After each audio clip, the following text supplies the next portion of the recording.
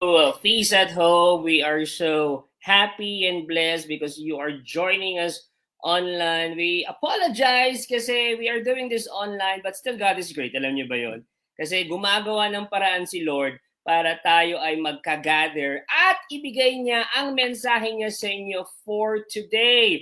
Again, we start our feast with a feast, of course. If ever po, we encourage everyone to still attend Mass sa mga parokya ninyo, sa parishes ninyo, sa mga simbahan ninyo as much as possible kasi po wala tayong online mass today.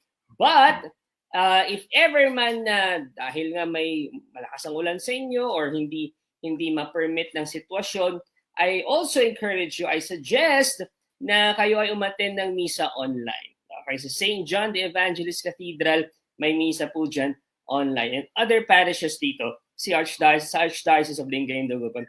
My name is Brother Bars Lumiba and welcome to another Feast at Home. Welcome. Pakitype nga sa my comment section, welcome. Opo, pakitype nga, I want you to welcome one another. Come on, show your love. I-type nyo sa my comment section, welcome. Also, those who are joining us online for the first time, whether first time sa online or first time talaga sa feast, maraming salamat. If ever po kayo yon, I want you to comment sa my comment section. Well, I want you to comment sa my comment section, #first-timers, and then yung location ninyo. Ayan. Maraming salamat sa lahat ng mga nagko-comment. Welcome. Thank you so much. Oy, nakita yung misis ko. Wow. Ayan, ganun po talaga pag live. Live broadcast. Again, yan, medyo mahangin na nakikita nyo sa background. But you see, listen to this. Ano man ang sitwasyon natin ngayon, God is always in charge. Ano man ang nangyayari sa inyo dyan, sa location ninyo, at kung ano man yung nangyayari sa loob ng puso ninyo, know that God is always in charge. Hi, Sis Lisa. Hi, Sis Drex. Maraming salamat. Hi, Sis Smila. And with that, I want us to honor the word. I want us to acknowledge the word in today's Feast at Home. Alam ko nandyan kayo sa bahay, if you can raise your hands as a sign that you are telling to Jesus, you are the King of my life. You are telling to God, speak to me because I know and I believe you will change my life. I want you to lift up your hands in prayer as we sing and honor the word. Thy word is a lamp unto my feet and a light unto my path. I want to share with you this verse from Matthew. If we can flash the verse. Ang sabi dyan, ito. If we can flash, please, ang ating verse from Matthew. Yan. Heaven and earth will pass away, but my words will not pass away. Sino nagsabi dyan? Sino nagsabi yan? It was Jesus telling us. You see, isa lang ang ibig sabihin yan. Whatever you are experiencing now, whatever season you are into, whatever na nararamdaman mo ngayon, it will pass. It will pass. Matatapos, it will end. Right now, perhaps some of you may pinagdadaanan. Right now, perhaps some of you merong hindi magandang nangyayari sa buhay nila. But Jesus is telling you it will pass. But His words will not pass. And what are His words? Ayan, nakikita po yung misis ko. And what are His words? His words, He is telling you, I love you. I am still in charge. I will be with you.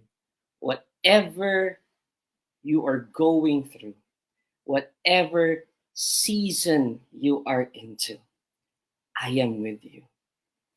I will always with you. I will never leave you. And right now, di natin alam ito, may paparating na bagyo. Know and believe and hold on to this, that Jesus is still in charge. And He tells you, He will never leave you. We pray, Jesus, thank you for not leaving us. Thank you for not abandoning us, forsaking us. Thank you so much. Lord, we do not deserve all the blessings na napupunta sa amin because we are also sinners, but we just want to say thank you. Thank you for being with us. Right now, Lord, magulo ang isip namin. May mga bumibigat sa dibdib namin. But it comforts us to know that you are always with us.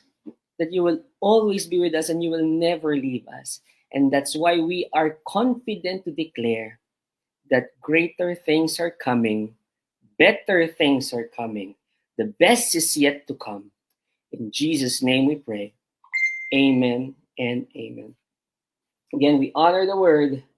We sing, Thy word is a lamp unto my feet and a light unto my path. Amen. Thank you, Jesus. Pakisabi naman sa katabi mo, God is in charge. I want you to declare that tonight.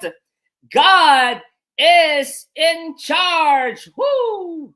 Diba? Anong nararamdaman mo? It comforts you. Whether you are watching this sa Facebook, whether you are watching this sa YouTube, I want you to declare, God is always in charge. I don't want you to start. I want you to believe that God is always in charge. And tell yourself, God is always in charge. God is always in charge. God is always in charge. It will comfort you. Believe me. Woohoo! Welcome to Feast at Home Dagupan. Wala po tayo sa City Mall ngayon, pero tayo po ay nasa kanya-kanya natin mga bahay. And as always, God will speak to us today.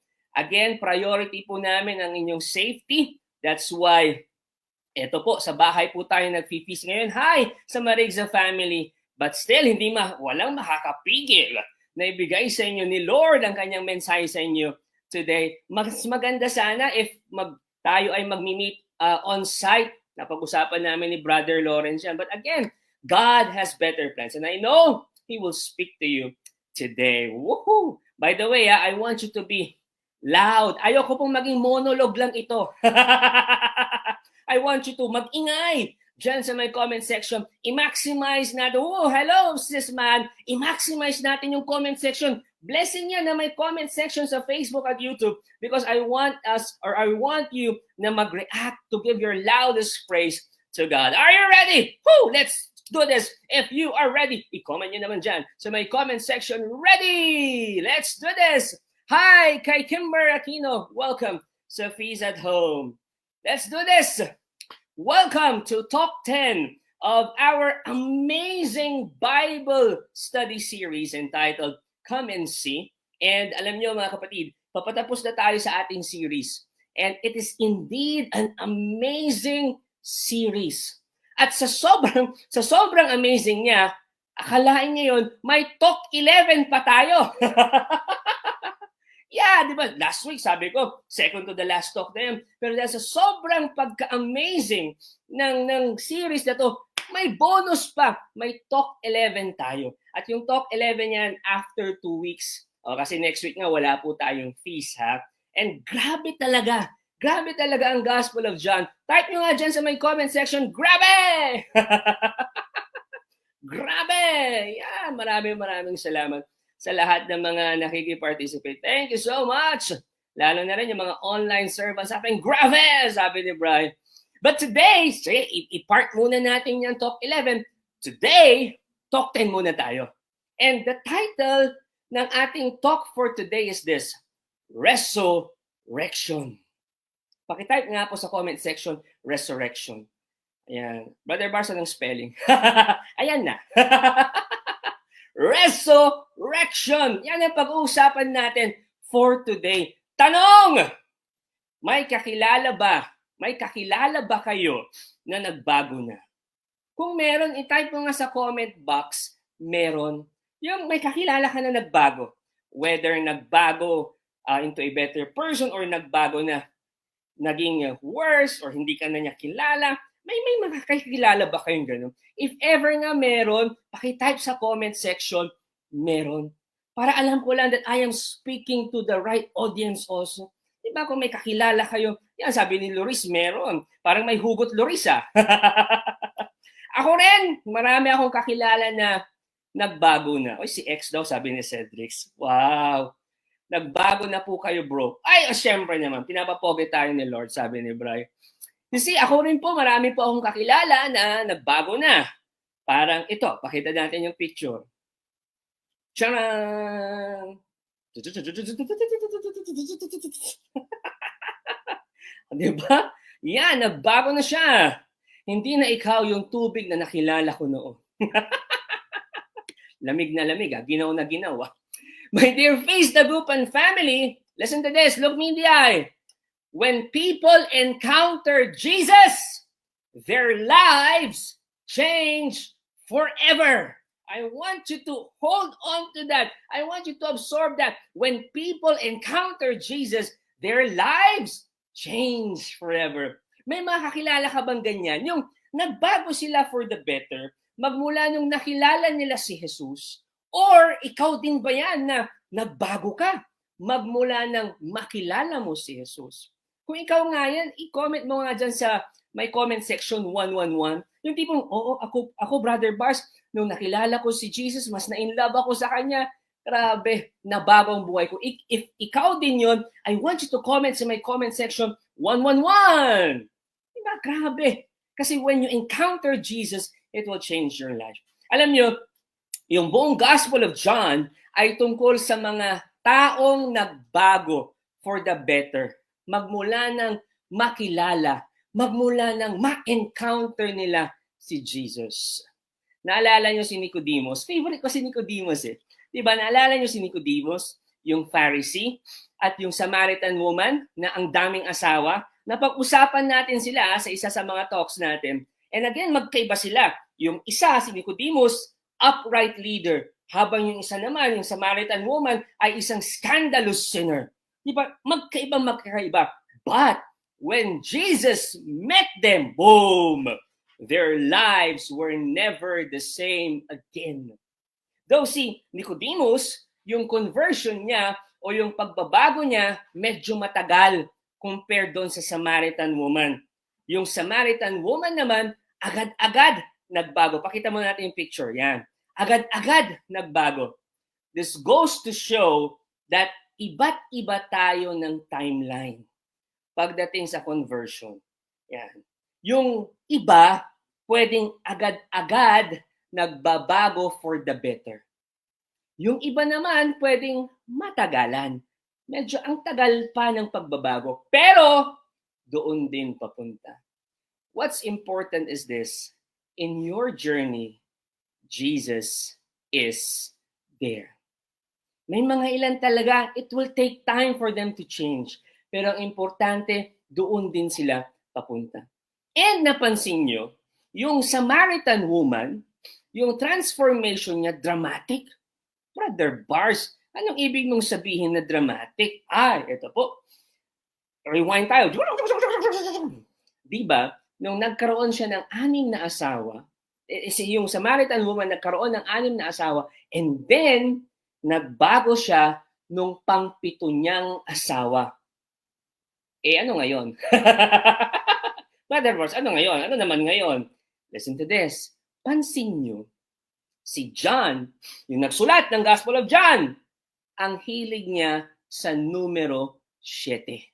Hindi dahil fan siya ni Jaworski. Kailan nyo si Jaworski? Ayan, papakita nila yung picture niya mamaya. Hindi dahil fan siya ni Jaworski, kundi dahil si John, as always, wants to point something. Laging may simbolo, laging may ibig sabihin kapag si John nagsulat. At anong ibig sabihin niyan? Comment nyo, ano? Sa may comment section. Oo nga, Brother Bars, ano bang ibig sabihin niyan kung number 7? Comment nyo sa may comment section, ano? Now, ito na. Ang ibig sabihin niyan, everything in your life will never satisfy you because everything and everyone in your life is imperfect. Because 7 means complete. And Jesus is the only one who can complete you. Siya lang. I want you to declare that sa my comment section. Sabihin mo, Jesus completes me.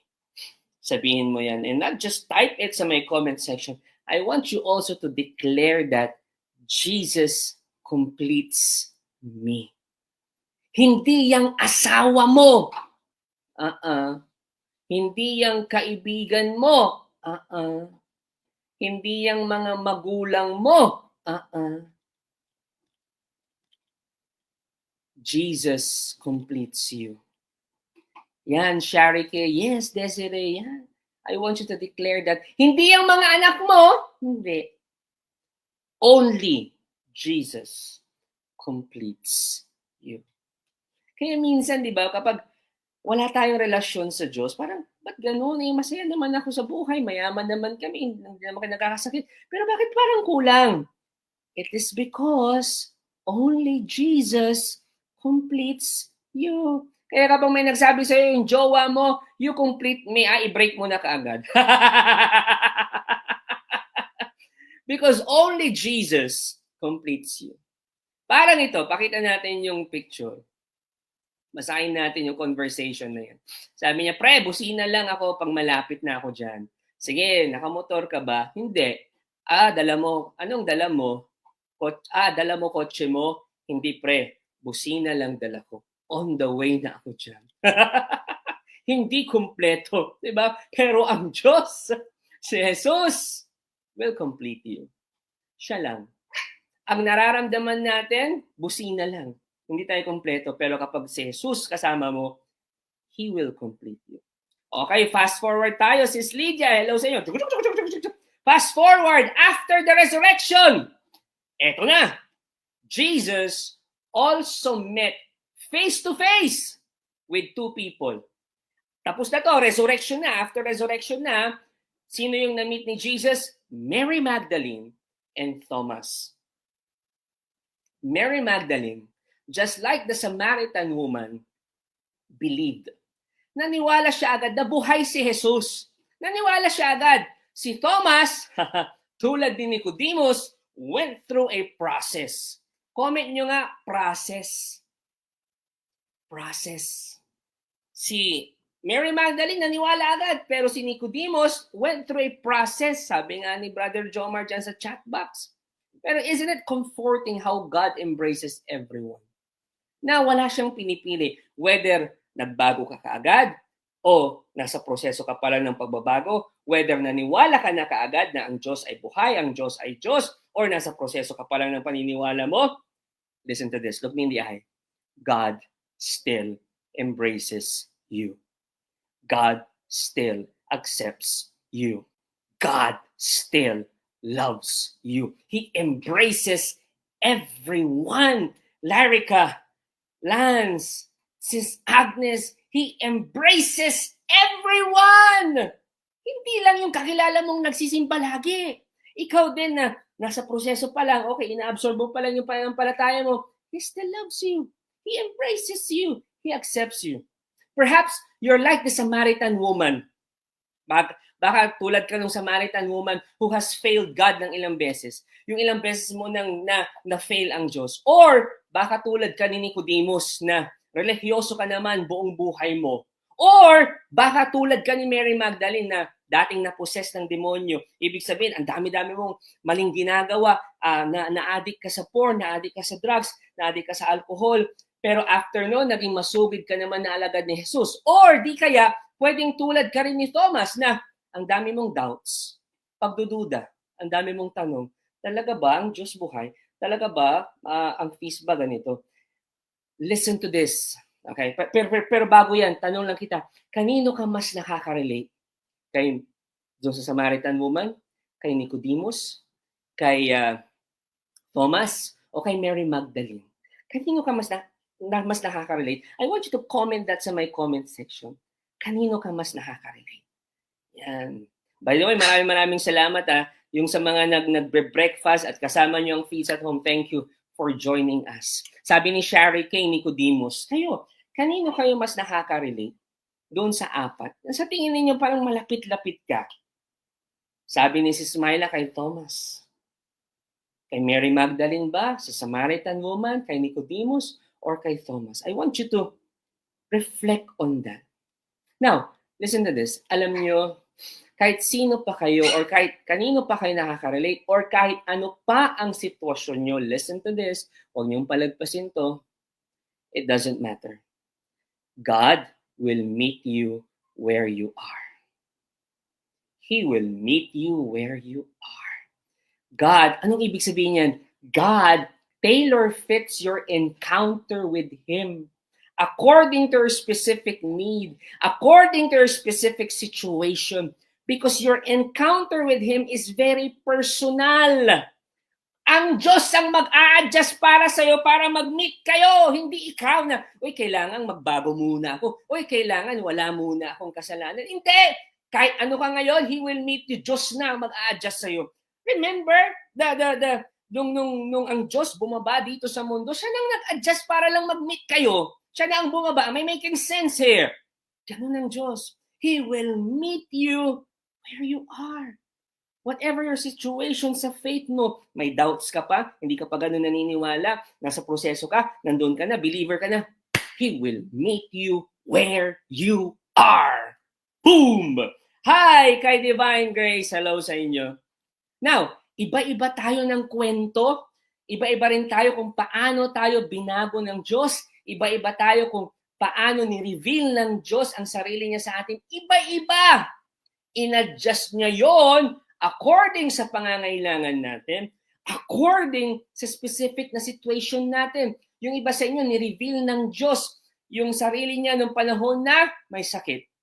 Yung iba, ni-reveal ng Diyos ang sarili niya nung panahon na marami kang utang. Yung iba, ni-reveal niya ang Diyos sa iyo nung panahon na nalilito ka. Yung iba sa inyo, ni-reveal ng Diyos ang sarili niya nung panahon na nasira ang relasyon mo, nawalan ka ng love life. Am I making sense? Diyos ang nag-a-adjust sa iyo. And He will meet you where you are. Woo! Hi kay Ars! Blessed Sunday sa iyo. Kay Cap, hello sa inyo. Now, today, our one big powerful message is this. Introduction pa lang yun. Our one big powerful message is this. Powerful to.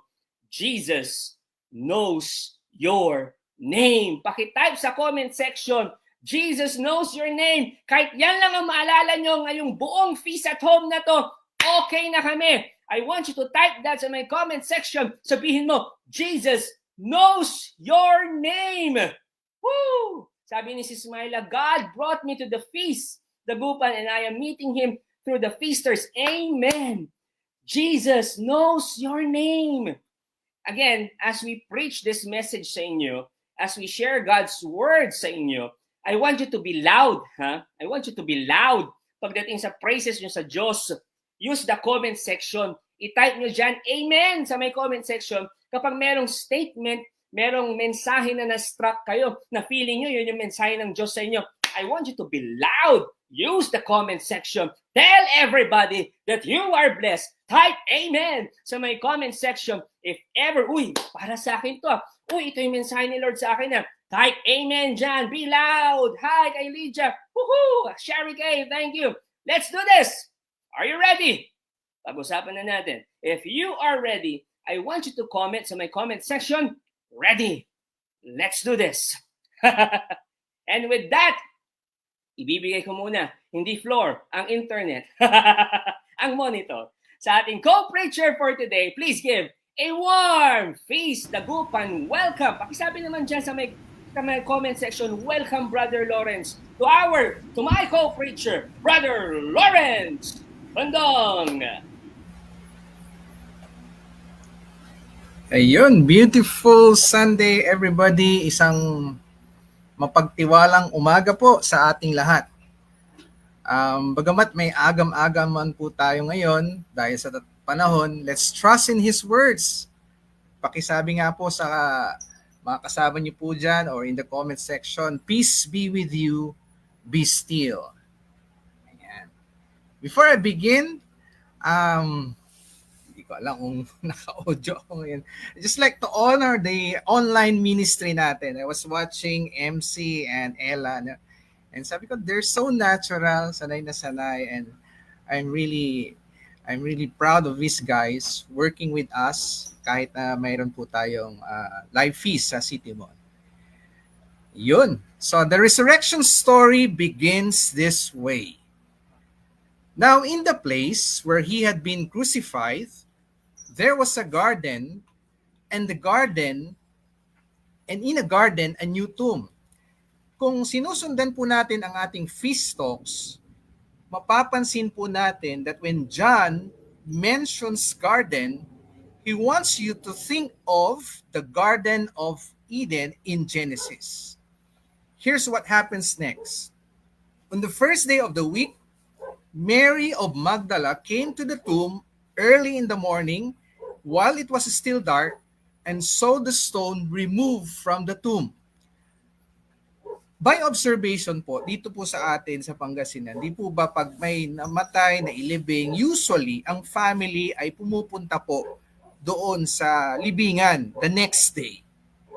And how would you react if you will have this same experience with Mary Magdalene na pagdating mo doon sa libingan ay nabuksan? Mary Magdalene visits the tomb, but to her shock, she sees that stone have been rolled away, and she panicked. Did someone steal the body of Jesus? Grabe naman, after killing him and then they will steal his body? Skip these verses and go to that part where Mary sees angels. In John 20 verse 11 to 13, and as she wept, she bent over into the tomb and saw two angels. Pakitype nga po dyan, two angels in white sitting there, one at the head and one at the feet, where the body of Jesus had been. They said to her, "Woman, why are you weeping?" And she said to them, "They have taken my Lord, and I don't know where they laid him." Ano po ang ibig sabihin nito? Where else in the Bible do we see two angels? Una po, in the Ark of the Covenant, there were two cherubim, Exodus 25 verse 18 to 21. Pakita po natin yung picture. Ayan. The Ark of the Covenant is the container of the 10 Commandments. It also is their most powerful symbol of God's presence.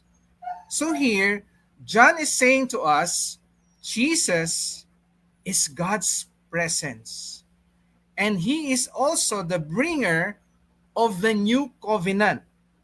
At hindi lang po yan, there's another place in the Bible with two angels, and the message about Jesus is powerful. Ito po yon. When Adam and Eve were expelled from the Garden of Eden, there were also two angels to guard the gate. Parang sa nangyayari ngayon, parang, "Hello Lord, goodbye." Yan yung eksena doon, when Adam and Eve were expelled. Genesis says, he expelled the man, stationing the cherubim and the fiery revolving sword east of the Garden of Eden to guard the way to the tree of life. The angels were now guarding the tomb. And what does that mean? Jesus is the new Garden of Eden. Jesus is the new tree of life.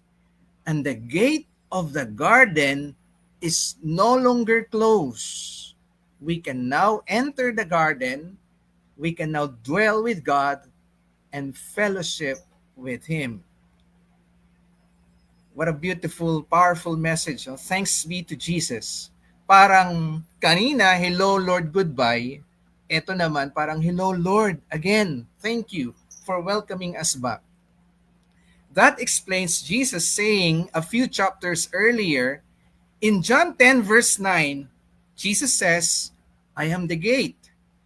In John 14 verse 6, Jesus says, "I am the way."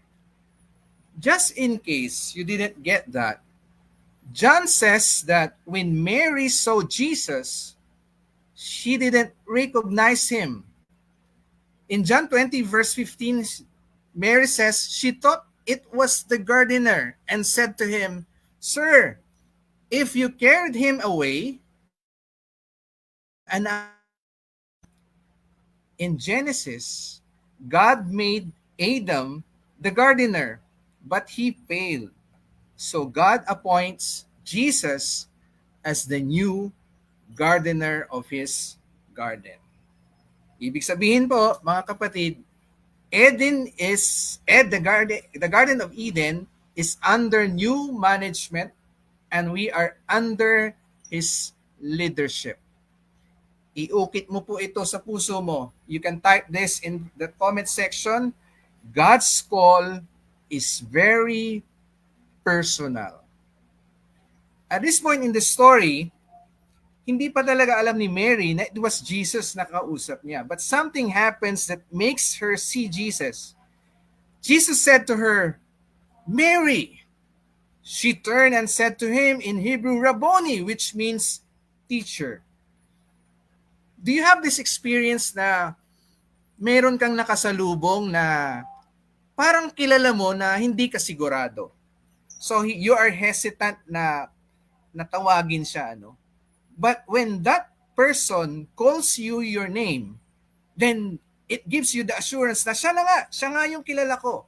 And this is the same thing that what happens to Mary. So what happens here is this. 10 chapters earlier in John, Jesus said, My sheep hear my voice. I know them, and they follow me. Here's the truth, my dear friends. You recognize Jesus when you hear him call your name. And I repeat what I said earlier, God's call is very personal. Jesus is not using a megaphone and inviting a million of people to follow him. Hindi po siya nagsisend ng million email address to whom it may concern. With Jesus, it's always one-on-one. Jesus has your number and he's calling you. Jesus wants you. Jesus calls you by name because he knows you. He knows you more than you know yourself. He knows everything about you, your history, your weaknesses, your strength, your dreams, and even your regrets. The one who knows you the most is the one who loves you the most. My dear brothers and sisters, Jesus knows your name. But not only that, he is calling you to mission. He is calling you to do something for him. Mary Magdalene is special because Jesus sent her to the apostles. The term sent, the term apostle also means sent. So, Mary Magdalene is the one sent to those being sent, who are the apostles. And we are also called to be like Mary Magdalene. God is sending you to specific people to tell them about Jesus so that they too will be sent to other people to do the same. Here's the amazing truth, mga kapatid. Even if you claim to be the most shy, introverted person in the entire world, you are still being called by Jesus. How? Very simple. How you live your life will influence millions because you will impact many generations. And I cannot forget this. One of the Brother Joel, mentioned this to me, that the best platform to preach God's word is the way we live our lives every day. So my dear friends, let's live your life in such a way that you bring people to Jesus. And Brother Bars will continue our message for today. Thank you very much, Brother Lawrence. Please give A warm clap kay Brother Lawrence. Paki-comment na lang dyan sa my comment section. Clap, clap! Okay, kung alam niyo yung emoticon na clap, ilagay niyo yan sa may comment section. Hi kay Tita Imelda at sa buong Liemos family. Maraming salamat. Also, those who are watching us from London. Yeah, London. Sa aking tita, Elvin, nakikipis sa atin from London. Now, let's do this.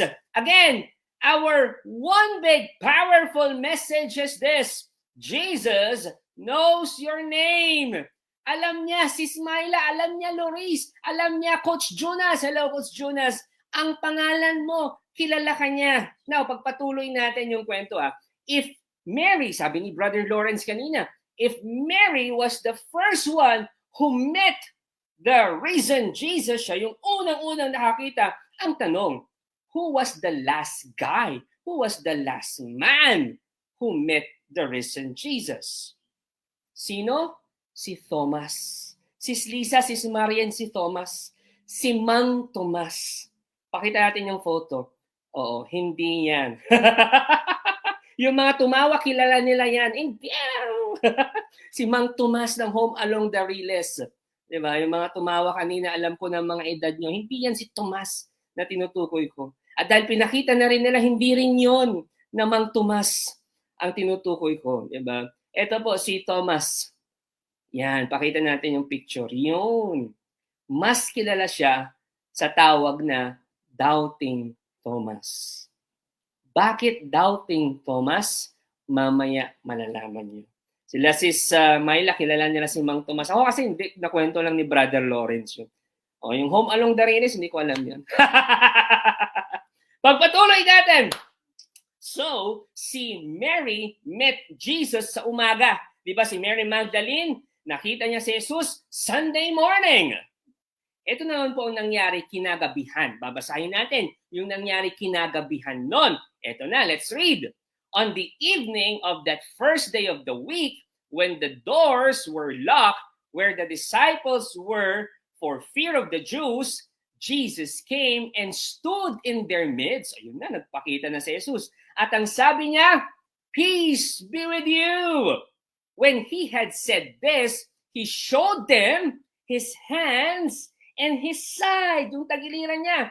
The disciples rejoiced when they saw the Lord. Siyempre, di ba? Ang saya ng moment na yun. Lahat sila masaya. Parang siya masaya. Pakita natin. O, di ba? Ang saya niya. Yung moment na yun, ang saya nun. Kasi sa kalagitnaan ng grief, sa kalagitnaan ng pagdadalamhati ng mga disipulo, si Jesus, boom! Nagpakita sa kanila. Na-imagine nyo yun? Kung ako yun, ay aba, ayokong palagpasin yun. Kasi malungkot ako, nawawalan na ako ng pag-asa. So kailangan ko ng pag-asa. Sa kalagitnaan ng lungkot at kawalan ko ng pag-asa, nagpakita si Jesus. O di ba ang saya? So kung ako yun, ayokong palagpasin yung moment na yun. Dapat nandoon ako. Pero alam nyo, may isa sa mga apostles niya na na-miss yun. May isa na napalagpas yun.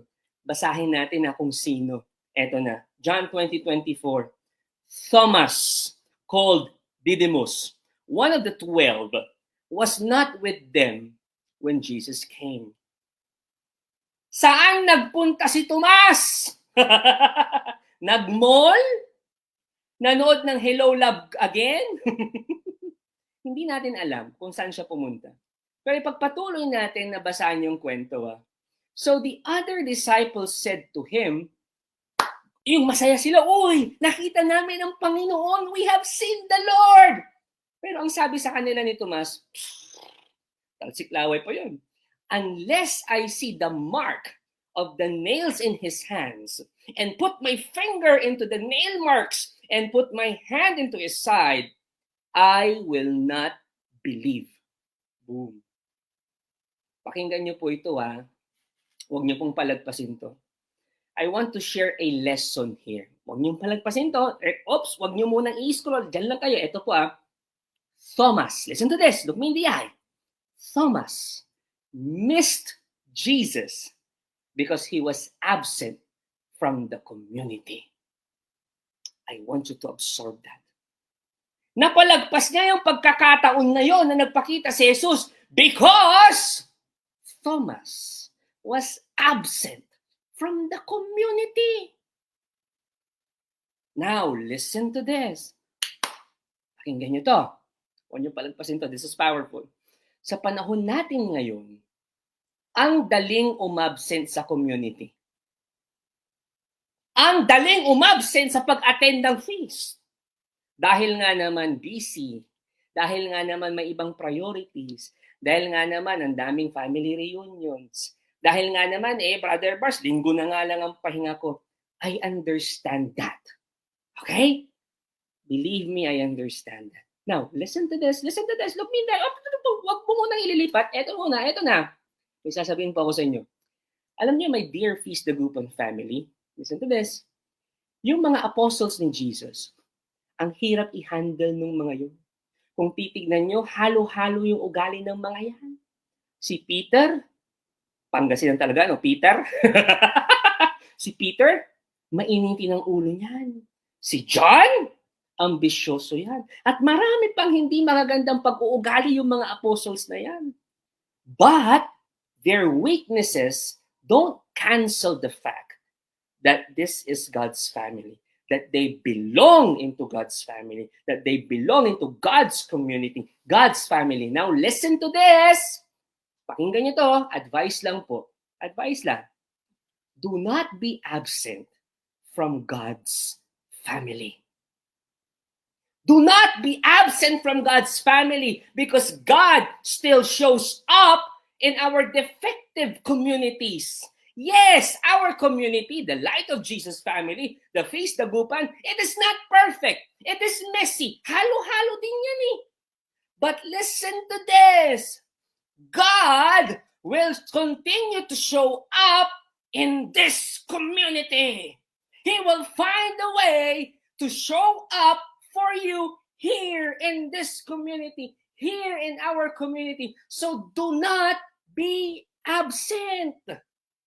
Parang itong online feast natin, gumawa ng paraan ng Diyos to show up para sa iyo.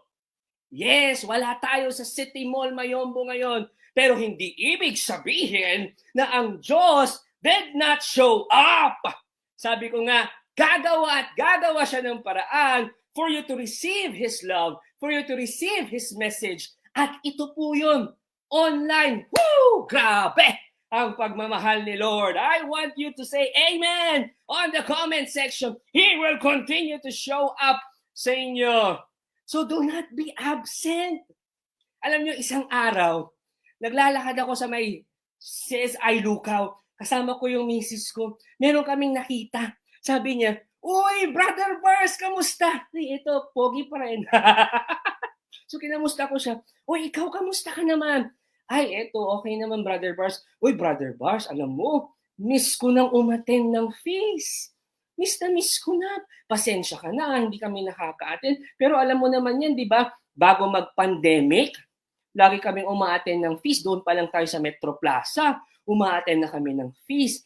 Pero nung nagka-pandemic, hindi na kami naka-attend. Tapos mas naging busy kami. Pasensya ka na ha. Hindi kami nakaka-attend sa feast. Alam niyo kung anong sabi ko sa kanya? Alam mo, sister, yung pandemic, tapos na 2 years ago pa. Absent ka na for 2 years. At yung buong 2 years na yon, God has been showing up week after week after week after week at the feast. At ang dami mo nang napalagpas na mensahe niya. You've been missing a lot. It's time to go back. It's time to attend. Alam niyo, marami akong na-encounter na ganyan. Pasensya na, Brother Bars, hindi na kami nakaka-attend ng feast kasi after din ng pandemic, naging busy na kami. 2 years nang natapos ang pandemic. So 2 years ka nang absent. So 2 years mo nang napapalagpas yung linggo-linggong pag-show up ni Jesus sa feast at meron siyang mensahe na napapalagpas mo yun na sana it can change your life for the better. It can be the turning point of your life. Am I making sense? So, don't be absent. Say hello again, sabi nga ni Sis Myla. Don't be like Thomas. Huwag mong gayahin si Thomas na absent sa community kaya napalagpas niya si Jesus. Be present. Don't be absent sa community. Don't be absent sa Feast Dagupan, whether on-site sa City Mall or online. Because God will always show up. Kasi may mensahe siya sa iyo that can change your life for the better. Forever. Now listen to this. Gusto ko sabi ni Sis Myla, joy is here at the Feast Dagupan. Yung mga nakapanood na ng Hello Love Goodbye yan eh. You see, Jesus is so wonderful. Alam niyo kung bakit?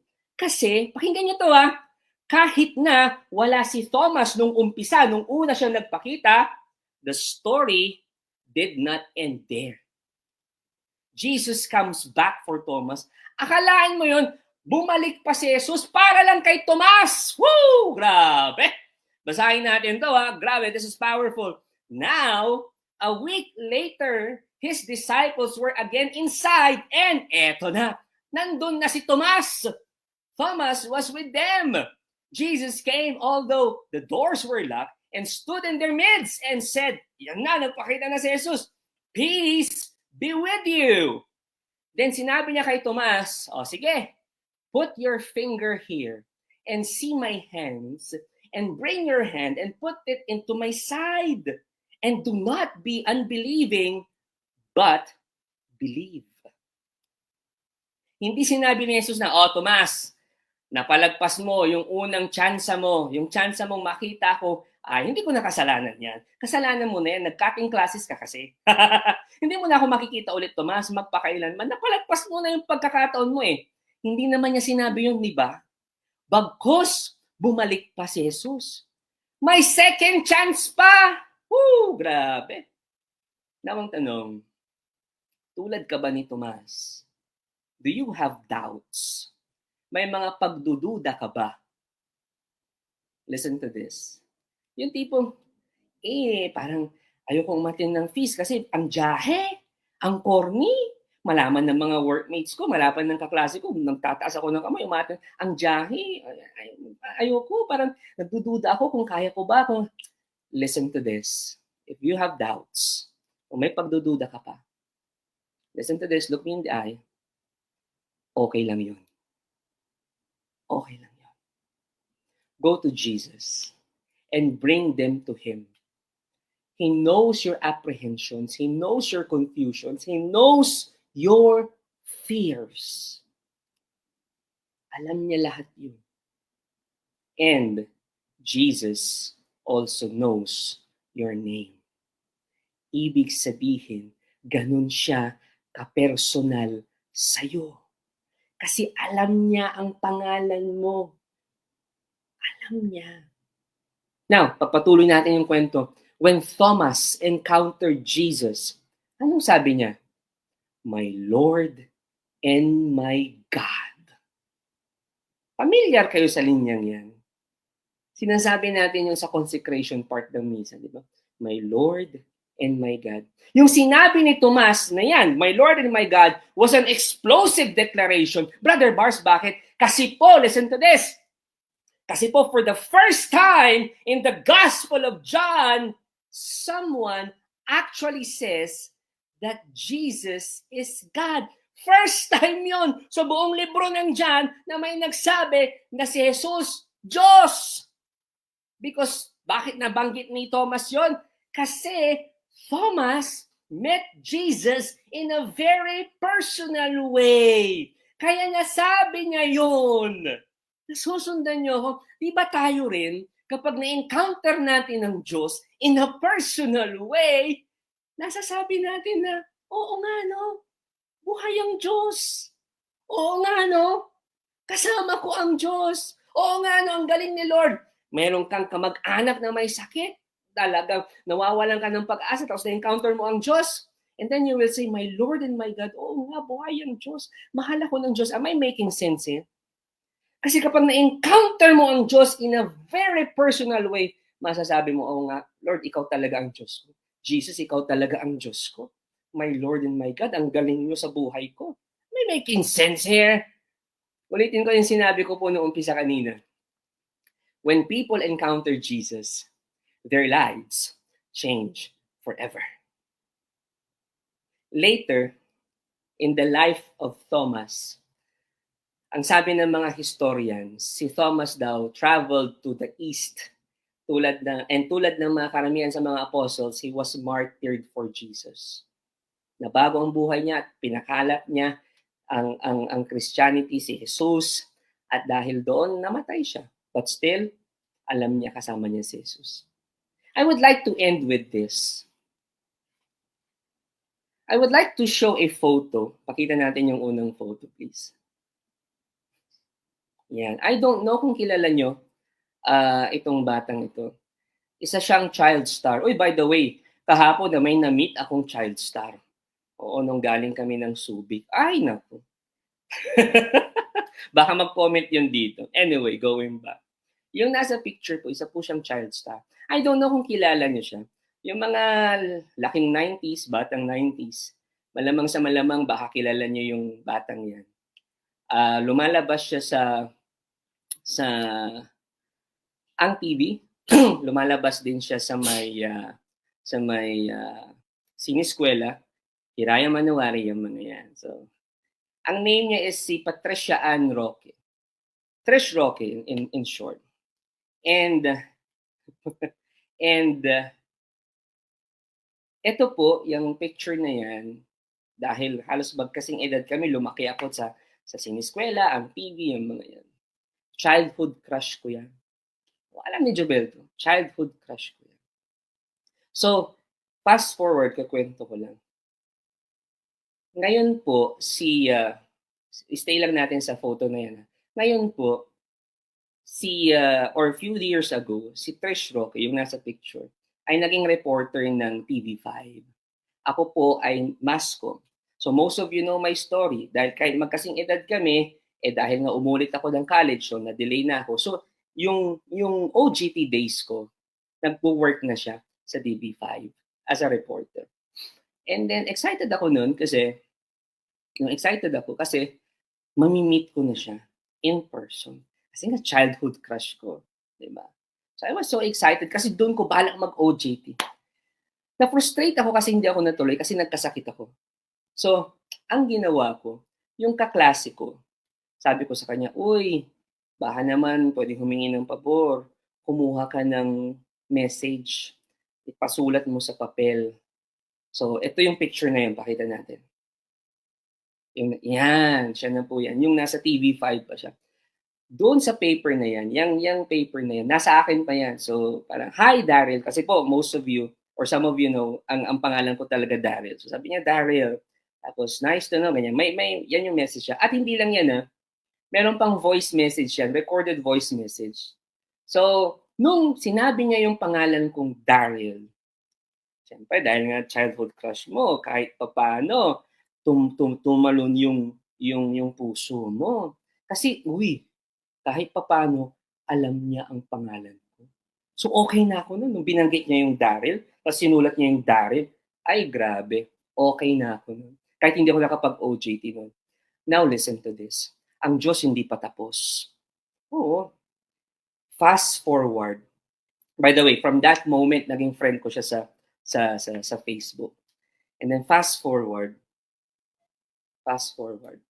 Dahil friend ko siya sa Facebook. Ayan na. Si Jubel, naging friend din niya sa Facebook. So si Jubel minsan nag-post about yung aso namin na may sakit. And then, lo and behold, talaga lang si Smile lo and behold, etong taong to, si Trish Roque, nag-message kay Jubel. And then sabi niya, tutulong ako for your fundraising sa aso mo. So in short, nagkaroon ng communication hanggang nag-usap ulit kami yan. That time, pandemic doon, may Zoom kami dahil may business venture kami together. So in short, nakilala na niya ako. At pauli-uli niya siya, Bars na ang tawag niya. Bars, ay Bars, ganyan. So, again, hindi lang ako yung parang alam niya yung pangalan ko, pero kilala na rin niya ako. Kilala niya na kami ni Jubel. And iba ulit yung talon, yung lundag, yan, ng puso ko. Now listen to this. Why am I sharing this? If a person, knows my name at kilala ako in a personal way, what more ang Diyos? Jesus also knows your name. Sa dami-dami ng tao sa buong mundo, kilala ka niya. Alam niya ang pangalan mo. Alam niya ang pinagdadaanan mo. Alam niya ang mga confusions mo. Alam niya ang mga doubts mo. Alam niya yung nakaraan mo. Alam niya yung magiging future mo. Alam niya kung ilan yung buhok mo. Alam niya lahat tungkol sa'yo. You are not just a number. You are a person. You have a name. Alam nyo, kapag naglalakad ako sa may downtown, tapos merong akong makakasalubong, sasabihin ko yung pangalan. And then magugulat sila, ay maraming salamat po, Brother Bars, Kuya Bars, kilala niyo po ako, akala ko po kasi ang naalala niyo lang sa akin, part ako nung nag-seminar. Pero alam niyo po yung pangalan ko. Iba yung naging dating sa kanila. At yun yung punto ko sa inyo ngayon. Jesus knows your name. Alam din niya ang pinagdadaanan. Yung gabi-gabing iniiyak mo, yung gabi-gabing inireklamo mo, alam niya yan. Alam niya yan. And He is telling you, I am always with you. Hindi kita iiwanan. You see, kahapon, nag-side trip kami sa Tarlac. Sa Monasterio de Tarlac with the Intercessory Ministry dito sa Feast Dagupan. And there's a giant statue of the resurrection. Pakita natin yung photo na yan. Yan po, kahapon lang po yan. O di ba ang laki? Nanliit ako. But listen to this. Jesus knows your name. At alam niya ang pinagdadaanan mo. Alam niya ang tingnan mo ko sa mata. Alam niya ang gumugulo sa'yo. Alam niya ang nagpapaluha sa'yo gabi-gabi. Alam niya ang nagpapapikat ng dibdib mo. Alam niya ang nagpapagulo ng isip mo. Alam niya yung mga concerns mo, yung anxieties mo. Alam niya lahat yan. But look at this picture. He is telling you, I am the resurrection. At mas malaki ako dyan. I am bigger than all your fears. I am bigger than all your problems. I am bigger than all your trials. I am bigger than all your struggles. And I will never leave you. I will journey with you. I love you. I love you. I love you. Yan ang sinasabi sa ni Jesus ngayong umaga. He knows your name. And He loves you. Kapatid, today I pray na you will have a personal encounter with Jesus. I encourage you na tulad ni Thomas, come as you are. Kahit na, nakukornihan pa ako sa feast. Teka lang, baka may makakita sa akin. Sige lang, lang. With all your doubts, with all your fears, at takot ako, baka hindi ako maging consistent. Sige lang, come to Jesus. Come as you are. With all your questions, with all your faults, hear His voice. Pakinggan mo siya. At ang sinasabi niya sa'yo, I know your name and I love you. At this moment, I want to lead you into prayer. Jesus, thank you for being. Thank you. Because may mga doubts pa rin ako. May mga times that I do not acknowledge you. There are times na nakukornihan nga ako, having relationship with you. Pero hindi mo ko iwanan. Nandiyan ka pa rin. Alam mo, pinagdadaanan ko. Tinutulungan mo ako sa pinagdadaanan ko. Jesus, thank you. Thank you for being with me, for journeying with me. Today, Jesus, I am still not perfect. Sabihin mo sa kanya, I am still not perfect. But I surrender my life to you. Meet me where I am. I come to you with all my doubts, with all my fears, with all my dreams. Work in my life, Jesus. I surrender to you my life. And I declare a life lived to the fullest and more blessings. In Jesus' name we pray. Amen. Thank you for watching. Be sure to subscribe to this YouTube channel para wala kayong ma-miss na video at live stream. Please also share this video to your loved ones, families, and friends. And do not forget that you can join us here live sa Feast Dagupan. God bless you all more. Mama Mary loves you.